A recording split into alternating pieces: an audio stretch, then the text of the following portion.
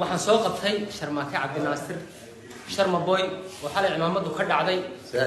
waxa weeyaan reer Puntland iyo reer Somaliland baana ka wakiila waxa weeyaan ninka dhalinyarada ayna uu khaldamaa shimbir waxa la maalin bay dab qaado maalintiina beelay xal Instagram-ku uu ku cusub iyo live-ku galo live-ku waa ka ku waashay waxaan leeyahay Soomaali Maxamed iyo reer Somaliland gobolkii ragga Hargeysa Garowe meeshuu gobtu degi jirtay iyo Puntland ciidamada Sharmaake Cabdinaasir hala soo tuuro lagu tuuro ciidamada ma dhicin maamuumada iyo xasuuqarka xataa bay ka dhaceen waxa wax iimaan dharkii oo dhan ciidamada kaliya oo khaldamay Sharmaake dhacday oo nin maalin xarku istaagan noqday ciidamada ku soo ciidamada xataa haafis iyo qisho iga wada dhacday taas mid soo noqonayso ma ekee haafis iyo qisho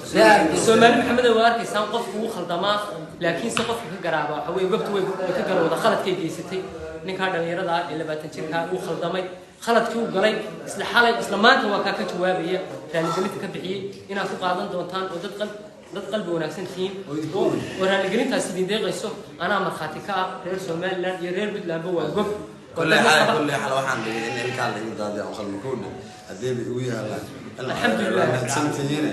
ilma adeer ma dambe ma dhaxaysa intuu ilaahay raado insha Allah